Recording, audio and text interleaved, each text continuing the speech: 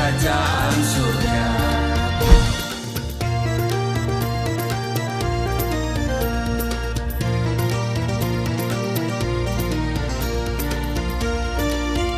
Shalom Bapak Ibu, sahabat Galilea dan seluruh pendukung channel Galilea Network yang diberkati oleh Tuhan Yesus.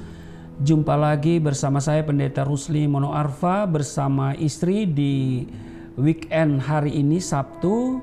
Dan apa kabar Bapak Ibu? Saya percaya kita semua dalam keadaan yang baik-baik saja. Amin. Jiwa dan rohmu terpelihara dengan sempurna. Bapak Ibu, sebelum kita beraktivitas di akhir pekan ini, mari kita siapkan diri, kita datang kepada Tuhan, kita mau membaca dan merenungkan firman Tuhan. Mari kita berdoa. Bapa, di dalam nama Tuhan Yesus, kami datang di hadapan-Mu, mengucap syukur dan berterima kasih buat kebaikan Tuhan yang telah mengantar kami sampai pada hari ini di hari Sabtu. Kami percaya bahwa hari ini adalah hari baik bagi kami. Tuhan sudah siapkan berkat bagi kami dan juga penyertaan Tuhan sempurna bagi kami sepanjang hari ini dalam seluruh aktivitas kami. Terima kasih, kami akan baca, renungkan firman-Mu, urapi kami, buka hati pikiran kami, urapi hamba-Mu di dalam nama Tuhan Yesus. Haleluya. Amin. Mari kita membaca di 2 Tawarik 19 pada ayat 1, 2, dan 3. Pelihat Yehu menegur Raja Yosafat. Nanti istri saya akan membacakan bagi kita semua. 2 Tawarik 19 ayat 1 sampai 3. Pelihat Yehu menegur Raja Yosafat. Yosafat Raja Yehuda pulang dengan selamat ke istananya di Yerusalem. Ketika itu Yehu bin Hanani, pelihat itu, pergi menemuinya dan berkata kepada Raja Yosafat, "Sewajarnyakah engkau menolong orang fasik dan bersahabat dengan orang yang membenci Tuhan? Karena hal itu Tuhan murka terhadap engkau. Namun masih terdapat hal-hal yang baik padamu, karena engkau menghapuskan tiang-tiang berhala dari negeri ini dan mencari Allah dengan tekun." Bapak Ibu, ini bicara soal pelihat yaitu Yehu yang menegur Raja Yosafat. Dan di ayat 3 dikatakan begini, ketika itu Yehu bin Hanani, pelihat itu, pergi menemuinya dan berkata kepada Raja Yosafat, "Sewajarnyakah engkau menolong orang fasik dan bersahabat dengan mereka yang membenci Tuhan? Karena hal itu Tuhan murka terhadap engkau." Nah, sebagai makhluk sosial tentunya kita membutuhkan orang lain karena kita tidak dapat hidup tanpa membangun suatu hubungan atau kerjasama dengan orang lain. Saya selalu tekankan bahwa kita sangat membutuhkan orang lain untuk bekerja sama dan tidak ada kesuksesan tanpa orang lain. Nah, hubungan baik dibina karena adanya kepentingan bersama, yang seorang memerlukan orang lain dan berdasarkan itu terjadilah sebuah persahabatan. Nah, Bapak Ibu, saya kira sulit ya bagi kita ya hidup seorang diri tanpa berhubungan dengan orang lain. Betul? Dan apapun istilahnya, sebuah persahabatan selalu berkaitan dengan yang namanya kepentingan. Namun sebagai seorang Kristen, kita harus menempatkan Kristus sebagai teladan dan dasar utama dalam membangun hubungan suatu persahabatan. Setuju? Yes. Nah, tentu saudara menatap saya dan berkata, apa sih pentingnya sebuah persahabatan? Atau pentingkah arti sahabat itu? Saudara, persahabatan yang bagaimana agar ada kedamaian, ketenangan, kebahagiaan, dan keteduhan batin bermukim di dalam hati kita. Saudara, sahabat Galilea yang diberkati oleh Tuhan Yesus, kita memerlukan seorang sahabat yang dengan jujur menegur dan membangun iman kita. Amin. Nah, dari ayat firman Tuhan yang kita baca tadi jelas menunjukkan bagaimana seorang pelihat yaitu Yehu menegur Raja Yosafat karena dia telah menjalin hubungan dengan orang-orang fasik, yaitu orang-orang yang tidak mengindahkan perintah Tuhan, yang suka melakukan kejahatan dan berhati busuk. Oleh sebab itu Yehu memperingatkan Yosafat agar segera mengakhiri hubungan yang terlarang itu, karena bila dibiarkan berlarut-larut akan berakibat fatal bagi dirinya dan tentu juga kerajaannya. Nah, Alkitab mengatakan kepada kita di Amsal 13 ayat 20, siapa bergaul dengan orang bijak menjadi bijak, tetapi siapa berteman dengan orang bebal menjadi malang. Karena itu Rasul Paulus mengingatkan kita semua di 1 Korintus 13:33, pergaulan yang buruk merusak kebiasaan yang baik. Kalau kita lihat Daud juga sangat selektif dalam soal bergaul. Di Mazmur pasalnya yang ke-25, 25 apa 26, nanti saya lihat dulu ya Bapak Ibu ya. Di Mazmur 26 ya. Kita lihat di sana di ayatnya yang ketiga dia katakan begini. Sebab mataku tertuju pada kasih setiamu dan aku hidup dalam kebenaran-Mu. Ayat 4. Aku tidak duduk dengan penipu dan dengan orang munafik aku tidak bergaul. Ya, ayat 5. Aku benci kepada perkumpulan orang yang berbuat jahat dan dengan orang fasik aku tidak duduk. Nah, lihat Daud ya. Daud itu sangat selektif dalam soal bergaul. Ya, karena dia tahu pergaulan yang buruk merusak kebiasaan yang baik. Dan dia katakan bahwa matanya hanya tertuju kepada Tuhan. Dan Daud tidak duduk dengan penipu, dengan orang munafik dia tidak bergaul. Dia benci kepada perkumpulan orang yang berbuat jahat dan dengan orang fasik Daud tidak duduk. Ya. Nah, seorang sahabat yang baik akan menegur dengan jujur ketika ia mengetahui kesalahan yang dilakukan oleh sahabatnya. Ia tidak peduli bagaimana reaksi sahabatnya itu. Yang penting bagi dia ialah ia tidak mau melihat sahabatnya itu terjerumus ke dalam pergaulan yang tidak benar di pemandangan Tuhan. Nah, seorang sahabat sejati bila melihat sahabatnya dalam kesusahan tidak menghindar atau menjauh, tetapi segera memberikan pertolongan. Bila tidak mampu menolong secara materi, ia memberikan jalan keluar dengan nasihatnya yang bijak. Ia bisa menjadi saudara ketika sahabatnya berada dalam kesukaran, bukannya malah memutuskan persahabatan itu saat berada dalam kesukaran. Amen.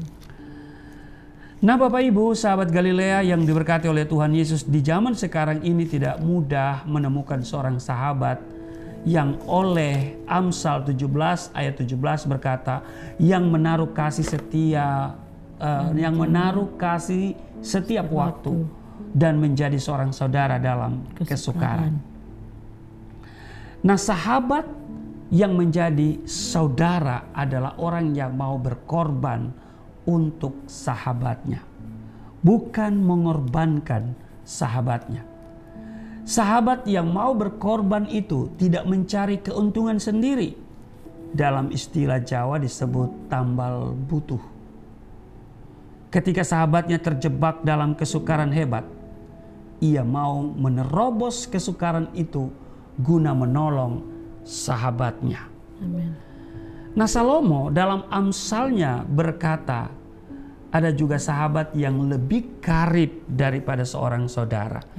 Kita lihat di Amsal pasalnya yang ke-18 ayat 24.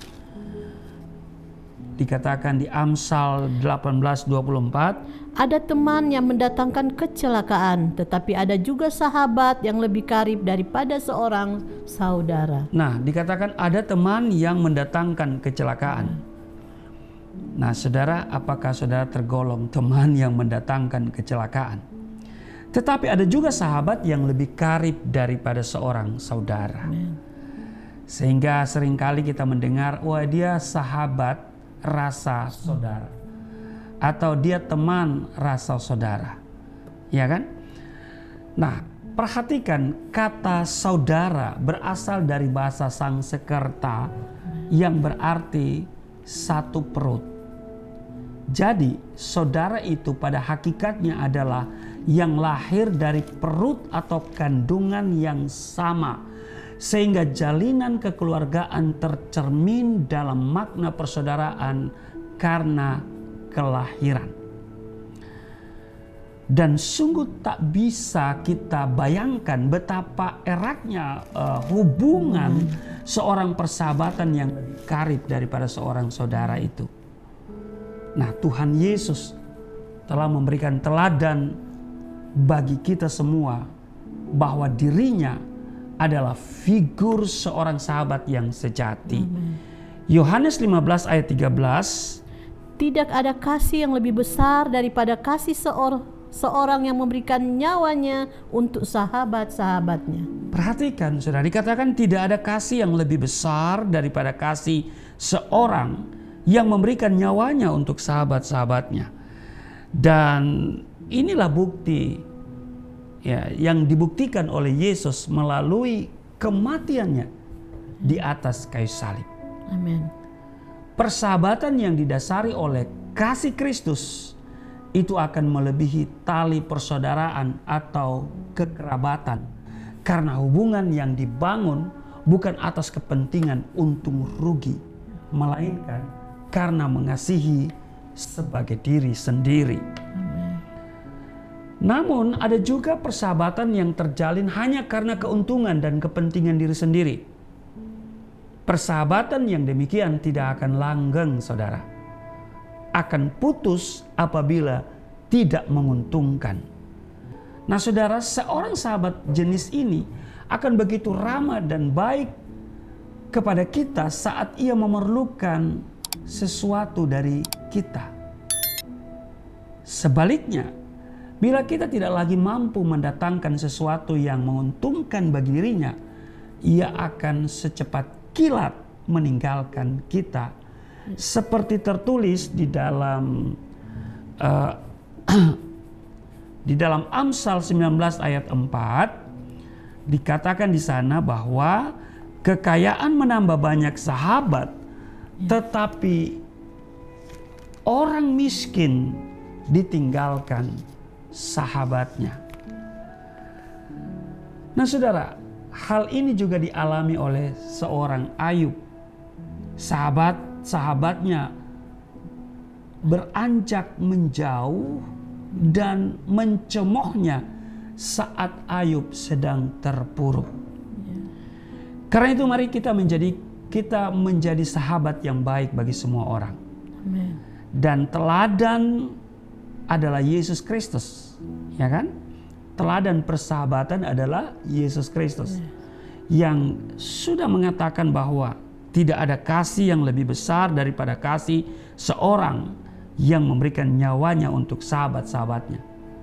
Dan Yesus sendiri telah membuktikan bagi kita semua ketika dia mati di kayu salib. Karena itu marilah kita menjadi sahabat bagi orang lain dan kita jadikan Tuhan Yesus sebagai teladan dalam membangun sebuah persahabatan. Amin. Amin. Selamat berakhir pekan. Tuhan Yesus memberkati. Mari kita berdoa. Terima kasih Tuhan untuk hari ini kami belajar dari firman Tuhan di mana kami bisa melihat bagaimana Raja Yosafat yang telah menjalin persahabatan dengan orang-orang fasik. Orang-orang fasik sudah barang tentu tidak menyenangkan hati Tuhan. Sebab itu Tuhan mengirim seorang pelihat yaitu Yehu untuk menegur raja sehingga dia boleh kembali kepada jalan Tuhan. Biarlah kami pun menjalin persahabatan dengan orang-orang yang takut akan Tuhan. Kami selektif dalam soal bergaul, apalagi bersahabat. Seperti Daud yang matanya selalu tertuju kepada Tuhan dan yang selalu hidup di dalam kebenaran. Yang tidak duduk dengan penipu dan dengan orang munafik tidak bergaul. Yang membenci kepada perkumpulan orang yang berbuat jahat, dan dengan orang fasik Daud tidak duduk. Kiranya kami pun juga selektif, karena pergaulan yang buruk merusak kebiasaan yang baik. Kami boleh berteman dengan banyak orang, kami boleh berjumpa dengan banyak orang, tetapi soal bersahabat, kami hanya bersahabat dengan orang-orang yang takut akan Tuhan, yang bisa membangun rohani kami, dan kami juga bersahabat dengan Tuhan Yesus. Berkati seluruh sahabat Galilea dimanapun mereka berada. Dalam kegiatan akhir pekan bersama keluarga ataupun kegiatan-kegiatan yang lain, Tuhan kiranya menyertai, Tuhan melindungi, Tuhan senantiasa menjaga mereka semua sehingga terhindar dari segala yang jahat. Dan terhindar dari segala mara bahaya kecelakaan, penyakit sampar di dalam nama Tuhan Yesus. Kiranya damai sejahtera Tuhan memerintah atas kehidupan kami di hari ini.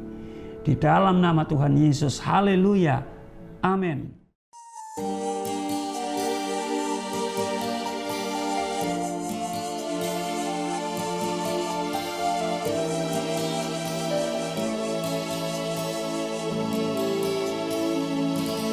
Bapa kami yang di surga, dimuliakanlah nama-Mu.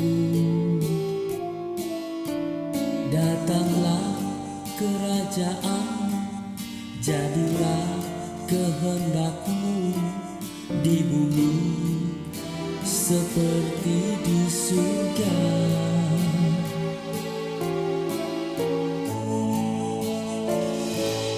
Berikanlah kepada